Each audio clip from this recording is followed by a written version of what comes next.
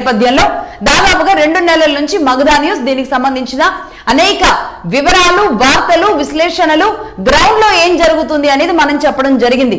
ఈ నేపథ్యంలోనే మొన్న వచ్చిన పోలింగ్ రోజు కానీ, ఆ తర్వాత జరిగిన పరిస్థితులు కానీ, ఆ తర్వాత ఎగ్జిట్ పోల్స్ కానీ, పర్టికులర్ గా ఎగ్జిట్ పోల్స్ కానీ, మరి ఎగ్జిట్ పోల్స్ ఏవైతే ఉన్నాయో అవన్నీ కూడా ఎగ్జాక్ట్ పోల్స్ కాబోతున్నాయా అనేది చాలా ఉత్కంఠగా ఎదురు చూస్తూ ఉంటారు. కానీ ఈ ఎగ్జిట్ పోల్ ఏదైతే ఉందో, మొన్న ఈ 5 ప్రాంతాలకు సంబంధించి వచ్చిన ఎగ్జిట్ పోల్ ఏదైతే ఉందో దానిని పూర్తిగా ఎగ్జాక్ట్ పోల్ ఇదే నిజం కాబోతుంది. ఎగ్జిట్ పోలే ఒక రకంగా మొత్తం అవుట్కమ్ అయిన రిజల్ట్ గా భావించేలాంటి పరిస్థితి దాకా వెళ్ళింది. ఎందుకంటే ఈ 5 ప్రాంతాల్లో అంత ప్రతిష్టాత్మకంగా ఎలక్షన్ కమిషన్ పనిచేయడం జరిగింది. అంటే పర్టికులర్ గా కేరళ, పుదుచ్చేరి, అస్సాం ఈ 3 ప్రాంతాలు పెద్దగా అంటే ఈ పాలిటిక్స్ లోనో లేదంటే దేశంలోనో పెద్దగా చర్చలో లేనప్పటికీ పర్టికులర్ గా ఈ 2 ప్రాంతాలు తమిళనాడు అండ్ వెస్ట్ బెంగాల్ మీద మాత్రం ప్రతి ఒక్కరూ మాట్లాడుతూ ఉన్న పరిస్థితి ఉంది. ఎందుకంటే నేను ఇంతకు ముందు చెప్పినట్లుగా అక్కడున్న భావజాలాలు, భావోద్వేగాలు, అలాగే అక్కడున్న లోకల్ పార్టీలు, ప్రాంతీయ పార్టీలు ఏవైతే ఉన్నాయో, రీజనల్ పార్టీలు తమ చేతుల్లో పెట్టుకుని రాష్ట్రాన్ని నడిపిస్తున్న తీరుతో పాటు ఒక రకంగా కేంద్రంలో ఉన్న బీజేపీ వరుసగా 3వ విజయం సాధించిన తరువాత ఇక్కడ ఎలా ముందుకు వెళ్ళబోతుంది అనే ఒక ఉత్కంఠ పరిస్థితులు నెలకొని ఉన్నాయి. దాంతో పాటు పర్టికులర్ గా సనాతనం విషయంలో పదే జరుగుతున్న డ్యామేజ్లు ఏవైతే ఉన్నాయో, సనాతనాన్ని ఇబ్బంది పెట్టడానికి, అక్కడ ఒక మతాన్ని లేకుండా చేయడానికి జరిగిన కుట్రల్లో భాగంగా ఈ 2 ప్రాంతాల మీద చాలా సీరియస్ గా ఫోకస్ పెట్టింది బీజేపీ మాత్రమే కాదు, అక్కడున్న ప్రజలు కూడా అంతే సీరియస్ గా క్యూరియాసిటీగా ఉన్నారు. ఈ నేపథ్యంలో ఈ 5 ప్రాంతాలకు సంబంధించి అసలు ఏం జరిగింది ఒకసారి ఈ ప్రాంతాల గురించి చూద్దాం, తర్వాత మిగతా డీటెయిల్స్ లోకి వెళదాం. తమిళనాడు 234 స్థానాలు ఉన్నాయి. ఇక్కడ 116 స్థానాలు అనేది ఇక్కడ మ్యాజిక్ ఫిగర్ 116 స్థానాలు. ప్రస్తుతానికి కౌంటింగ్ కి ఏర్పాట్లు కూడా కొనసాగుతూ ఉన్నాయి. కౌంటింగ్ సిబ్బంది కేంద్ర బలగాలని తీసుకొని అటు వెస్ట్ బెంగాల్లో కేంద్ర బలగాలతో కౌంటింగ్ ప్రక్రియని చేస్తుంది ఎలక్షన్ కమిషన్. మిగతా ప్రాంతాల్లో యాజ్ యూజువల్ గా స్టేట్ సిబ్బంది మాత్రమే చేస్తున్న పరిస్థితి ఉంది. ఈ నేపథ్యంలో ఇక్కడ తమిళనాడులో 62 కౌంటింగ్ సెంటర్లు ఏర్పాటు చేశారు. మొత్తం 234 స్థానాలకి కౌంటింగ్ జరుగుతుంది. 116 అనేది మ్యాజిక్ ఫిగర్, రైట్? ఇది ఇలా ఉంచితే ఇక నెక్స్ట్ వెస్ట్ బెంగాల్ 294 స్థానాలకు కౌంటింగ్ జరుగుతుంది. కౌంటింగ్ లో 77 కౌంటింగ్ సెంటర్లు ఏర్పాటు చేశారు. 148 అనేది మ్యాజిక్ ఫిగర్ ఇక్కడ వెస్ట్ బెంగాల్లో. ఇక పుదుచ్చేరి 30 స్థానాలకి ఎన్నికలు జరిగాయి. ఇక్కడ కేవలం 6 కౌంటింగ్ బూతులు మాత్రమే ఏర్పాటు చేశారు. కౌంటింగ్ సెంటర్లు 6 మాత్రమే ఉన్నాయి. మొత్తం ఇక్కడ మ్యాజిక్ ఫిగర్ వచ్చి 16 స్థానాలు, రైట్? ఇక అస్సాం 126 స్థానాల్లో దాదాపుగా 40 స్థానాలు ఇక్కడ కౌంటింగ్ బూతులు ఏర్పాటు చేశారు. కౌంటింగ్ సెంటర్లు 40 ఉన్నాయి. ఇక్కడ మ్యాజిక్ ఫిగర్ వచ్చి 64. అలాగే కేరళ 140 స్థానాలకి ఎన్నికలు జరిగే అసెంబ్లీ ఎన్నికలు. ఇది మ్యాజిక్ ఫిగర్ వచ్చి 71. అలాగే దాదాపుగా ఇక్కడ కూడా 50 వరకు కౌంటింగ్ సెంటర్లు ఏర్పాటు చేశారు కేరళలో కూడా. ఇదంతా ఇలా ఉంటే నేను ఇంతకు ముందు చెప్పినట్లుగా ఎగ్జిట్ పోల్ అనేది ఎగ్జాక్ట్ పోల్ కాబోతుందా? ఎందుకు ఈ మాట అంటున్నాము అంటే ఎగ్జిట్ పోల్ ని దాదాపుగా అటు వెస్ట్ బెంగాల్ బలంగా నమ్మినట్టుంది. తాను ఓటమి చెందుతాను అని మమతా బెనర్జీ అనేక రూపాల్లో ఈ కౌంటింగ్ విషయంలో ఒక గందరగోళాన్ని ఒక 2 రోజుల నుంచి క్రియేట్ చేస్తున్న పరిస్థితి ఉంది. ఇక తమిళనాడులో ఎగ్జిట్ పోల్స్ తర్వాత పర్టికులర్ గా విజయ్ అమిత్ షాకి కాంటాక్ట్ లోకి వెళ్లారు అనేది తెలియడం, అలాగే పార్టీ సభ్యులతో సమావేశం ఏర్పాటు చేసుకోవడం, అలాగే క్యాంపు రాజకీయాలు జరగకుండా తాను కొన్ని ఏర్పాట్లు చేసుకోవడం, ఈ 2. ఇది కాకుండా 3వది ఇంకా అస్సాం అండ్ పుదుచ్చేరి ఒక రకంగా బీజేపీ అండ్ ఎన్డీఏ అనేది కన్ఫర్మ్ అయింది కాబట్టి అక్కడేం పెద్ద మనం పొలిటికల్ గేమ్ ని ఎగ్జిట్ పోల్స్ తర్వాత చూడలేదు. కానీ కేరళలో ఎలా ఎగ్జిట్ పోల్స్ ని ఎంత స్ట్రాంగ్ గా నమ్ముతున్నారు అంటే ఏకంగా LDF నుంచి 2 సార్లు ముఖ్యమంత్రిగా గెలిచిన పినరయి విజయన్ నిన్న తన అకౌంట్ లో సీఎం అన్న పేరుని తీసేసి తాను సిపిఎం పొలిట్ బ్యూరో సభ్యులు అని ఏదైతే ఉందో ఆ కార్యక్రమాన్ని ఒక రాజకీయ నాయకుడిని మాత్రమే అని పెట్టుకున్నారు. అంటే సరిగ్గా కౌంటింగ్ ఇంకా 24 గంటలు ఉంది అనగా ఆయన సీఎం అన్న పేరుని తీసేసి, ఎందుకంటే అక్కడ UDF కాంగ్రెస్ అలయన్స్ తో ఉన్న పార్టీ UDF రాబోతుంది అనేది ఎగ్జిట్ పోల్స్ చెప్పడం జరిగింది.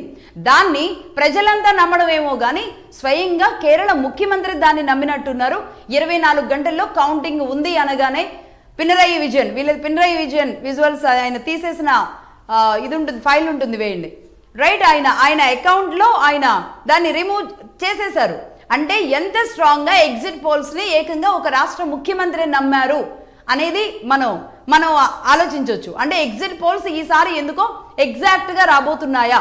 కేరళ సీఎం పినరయి విజయన్ ఆయన ఒక మంచి విద్యావేత్త, అలాగే ఏమంటారు, ఒక ప్రాక్టికల్ మ్యాన్ అని చెప్పాలి. ఒక ప్రాక్టికల్ మ్యాన్, దేనన్నా స్వీకరించగలిగిన ఒక హుందాదనం కలిగిన పినరయి విజయన్ మరి అంటే అంత త్వరగా ఎందుకు మరి తీసుకున్నారో తెలియదు. కానీ ఒకవేళ ఎగ్జిట్ పోల్స్ ఏమన్నా రివర్స్ అయ్యి కేరళ విషయం వచ్చే వరకు ఆయనే సీఎం అయ్యేలాంటి పరిస్థితి ఉంటే గనక మరి ఆయన మళ్ళీ యాడ్ చేసుకోవాల్సి వస్తుంది. చూద్దాం. పశ్చిమ బెంగాల్లోని 15 పోలింగ్ బూతుల్లో ఆయన అకౌంట్ ని చూసిన తర్వాత ఇవాళ ఉదయం అందరూ చూసే వరకు అందరూ షాక్ అయ్యారు. ఒక రకంగా నిన్ననే ఆయన తీసేయడం జరిగింది. నిన్న ఆ అకౌంట్ లో నుంచి ఆయన సీఎం అన్న పదాన్ని తీసేసిన తరువాత ఒక రకంగా ఒక ఉత్కంఠ అనమాట. మరి ఏం జరుగుతుంది ఒకవేళ కేరళలో ఆయన ఊహించిన దానికి భిన్నంగా జరిగి మూడోసారి కూడా ఎల్డీఎఫ్ వస్తే గనక నిజంగా అది ఒక మిరాకిలే, ఆయనకి కూడా అదొక గ్రేట్ థింగే అనమాట. ఎందుకంటే ఎగ్జిట్ పోల్స్ని ఆయన బలంగా నమ్మారు. బట్ ఆ నమ్మకం కనుక ఫెయిల్ అయింది అంటే ఆయనే సీఎం అవుతారు. ఆయన నమ్మకం నిజమవుతుందా, ఆయన నమ్మకం ఫెయిల్ అవుతుందా చూడాలి. రైట్, ఇది సో మొత్తంగా కేరళలో ఉన్న పరిస్థితి ఇది. ఇక అలాగే పోస్టల్ బ్యాలెట్ ఓటింగ్ అనేది మరి కాసేపట్లో ప్రారంభం కాబోతుంది. ఇప్పటికి సమయం 7:53 అయింది. 8 గంటలకి కౌంటింగ్ ప్రారంభం అవుతుంది. మొదటి గంటలో పోస్టల్ బ్యాలెట్కి సంబంధించిన ఓట్లు అనేది వస్తాయి. మొత్తం 5 ప్రాంతాలకు సంబంధించి పోస్టల్ బ్యాలెట్ ఏం చెబుతుంది, ఉద్యోగులు ఎవరికి ఓటు వేశారు, 5 ప్రాంతాల్లో ఉద్యోగులు ఏం కోరుకుంటున్నారు, 5ఇంట్లో కూడా నేను పదే చెబుతున్నాను. తమిళనాడు అండ్ వెస్ట్ బెంగాల్ విషయంలో పోస్టల్ బ్యాలెట్ని బట్టే ముందుకు వెళ్లే అవకాశాలు కనబడుతున్నాయి. ఇదిలా ఉంటే ఇక తమిళనాడు విషయానికి వస్తే డిఎంకే తన స్ట్రాటజీల్లో తానుంది. అలాగే విజయ్ కూడా చాలా క్యూరియాసిటీగా ఎదురు చూస్తున్నారు. ఇప్పటికే తన పార్టీ శ్రేణులతో సమావేశం కూడా ఏర్పాటు చేసుకున్నారు. ఈ సమావేశంలో భాగంగా ఎలా ముందుకు వెళ్ళాలి అనే ఒక ప్లాన్ ఆఫ్ యాక్షన్ కూడా ఏర్పాటు చేసుకున్నారు. తమిళనాడు అనేది అంటే వెస్ట్ బెంగాల్ ఎగ్జిట్ పోల్స్ లో బీజేపీ ఖాయం అనేది ఏదైతే చెబుతున్నామో, మగధా న్యూస్ కూడా అంటే ఇక్కడ ఒక యాడ్ ఆన్ ఏంటి అంటే మగధా న్యూస్ 2 నెలల క్రితమే వెస్ట్ బెంగాల్లో జరుగుతున్న గ్రౌండ్ ఇష్యూస్ ని చెప్పడం జరిగింది. ఆ గ్రౌండ్ ఇష్యూస్ లో భాగంగా ఏ సర్వేల ఆధారంగా కాకుండా గ్రౌండ్ ఇష్యూస్ లో భాగంగా అక్కడ ప్రజలు ఏం కోరుకుంటున్నారు అంటే వెస్ట్ బెంగాల్లో ఒక రకంగా దీదీ వద్దు అని కోరుకుంటున్నారు అనే రిపోర్ట్ మగధా న్యూస్కి వచ్చింది. ఎందుకు అంటే అక్కడ జరుగుతున్న అరాచకాలు, రౌడీయిజం దీనికి వ్యతిరేకంగా ఉన్నారు అన్న పారామీటర్స్ లోనే మగధా న్యూస్ కూడా అక్కడ మమతా మీద, అక్కడున్న ముఖ్యమంత్రి మీద ఒక వ్యతిరేకత ఉంది అన్న విషయాన్ని మనం 2 నెలల క్రితమే అనౌన్స్ చేయగలగడం జరిగింది. సో ఈ నేపథ్యంలో మగధా న్యూస్కి వచ్చిన report and exit polls reports ఈ 2 దగ్గరగా ఉన్న నేపథ్యంలో ఈ 2 ఎంతవరకు యాక్యురేట్ కాబోతున్నాయి అనే క్యూరియాసిటీ మగధా న్యూస్ కూడా ఉంది. మాకొచ్చిన రిపోర్ట్ నిజం కాబోతుందా, 2 నెలల క్రితమే వచ్చిన రిపోర్టు మరి కాసేపట్లో నిజం కాబోతుందా, ఆ రిపోర్టు అలాగే ప్రజలు కోరుకున్నది అది నిజమేనా, వాస్తవికతకు ఎంత దగ్గరగా ఉంది మగధా న్యూస్ రిపోర్ట్ అనేది కూడా మరి కాసేపట్లో మేము కూడా అనౌన్స్ చేసుకోవడానికి సిద్ధంగా ఉంది. రైట్, ఇదిలా ఉంటే వెస్ట్ బెంగాల్ విషయంలో పోస్టల్ బ్యాలెట్ పర్టికులర్గా చదువుకున్న వాళ్ళు, యువత ఒక రకంగా అభివృద్ధి కోరుకుంటున్నారు వెస్ట్ బెంగాల్లో. కాబట్టి వెస్ట్ బెంగాల్ పోస్టల్ బ్యాలెట్ను బట్టే నెక్స్ట్ రాబోయే కౌంటింగ్ను కూడా అంచనా వేయొచ్చు అనేది ఎదురు చూస్తున్నారు వెస్ట్ బెంగాల్లో. అలాగే తమిళనాడు విషయానికి వస్తే తమిళనాడులో కూడా అనేక రకాల స్ట్రాటజీలు మారుతూ ఉన్న నేపథ్యంలో మరి విజయ్ కూడా తన పార్టీ శ్రేణులతో ఎప్పటికప్పుడు కాంటాక్ట్లో ఉన్నారు. డిఎంకే కూడా అలాగే ఉంది. ఇక అటు బీజేపీ అండ్ ఏఐడిఎంకే అలయన్స్ లో కూడా వాళ్ళని కూడా బీజేపీ ఆల్రెడీ అమిత్ షా వాళ్ళందరికీ కూడా కొన్ని సూచనలు చేసినట్టుగా తెలుస్తుంది. ఏ మాత్రం హంగుకి దగ్గరగా ఉన్న తమిళనాడులో పరిస్థితి మాత్రం పూర్తిగా దాదాపుగా ఒక 9-10 గంటల తరువాత పూర్తిగా పరిస్థితి మారుతుంది. హంగుకి గనక దగ్గరగా వెళ్లేలాంటి పరిస్థితిలో తమిళనాడు వచ్చి స్ట్రైట్ డిఎంకే గెలిచిందా, ఓకే, ఆల్మోస్ట్ చాలా సర్వేలు చెప్పినట్టుగా. అలా కాకుండా కొన్ని నేషనల్ సర్వేలు ఇచ్చిన రిపోర్ట్స్ చూసిన తర్వాత తమిళనాడులో కొంచెం పార్టీలు అటు ఇటుగా అంటే ఖచ్చితంగా మేము వస్తే ఏంటి అన్నట్టున్నాయి. ఏఐడిఎంకేకి కూడా అదే స్థాయిలో ప్రజలు పట్టం కట్టినట్టుగా కొన్ని exit polls national exit polls చెప్పాయి. ఆ నేపథ్యంలోనే విజయ్కి కూడా అదే స్థాయిలో ఓట్లు కనబడబోతున్నాయి. మరి విజయ్కి గనక విజయ్ హంగలాగా వచ్చి విజయ్ అవసరం గనుక డిఎంకేకి ఏఐడిఎంకేకి పడితే మొత్తం పొలిటికల్ గేమ్ చేంజ్ అవుతుంది తమిళనాట. చూద్దాం మరి కాసేపట్లో దానికి సంబంధించి పోలింగ్ సంబంధించి పోస్టల్ బ్యాలెట్ కి సంబంధించి వస్తే సరిగ్గా చిన్న బ్రేక్ తీసుకుందాం. మరొక 3 నిమిషాల్లోనే పోస్టల్ బ్యాలెట్ కౌంటింగ్ అనేది స్టార్ట్ కాబోతుంది. Take a small break.